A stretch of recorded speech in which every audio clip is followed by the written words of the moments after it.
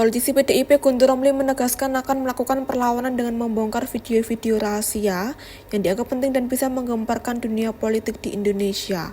Guntur Romli bilang video Jokowi melakukan kriminalisasi kepada Anies Baswedan mampu menggemparkan dunia politik Indonesia melebihi Watergate. Penyalahgunaan kewenangan untuk menjadikan hukum sebagai alat politik membunuh lawan politik. Makanya saya sebutkan itu lebih besar dari kasus Watergate yang ada di Amerika.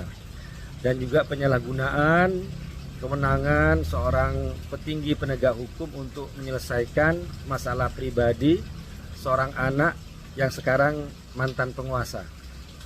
Dan juga ada kasus kriminalisasi terhadap Bapak Anies Baswedan, pembunuhan karakter terhadapnya menggunakan kasus hukum yang dulu kita pernah dengar kasusnya itu ya. Nantilah bukti-buktinya, pertemuannya dan sebagainya itu akan dirilis dalam video tersebut.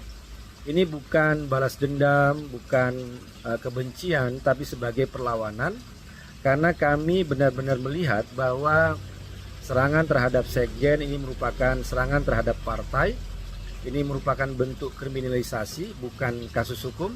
Karena kalau kita kembali kepada fakta-fakta pengadilan, itu jelas bahwa sekjen tidak terlibat dalam kasus penyuapan antara Wahyu Setiawan dengan Harun Masiku.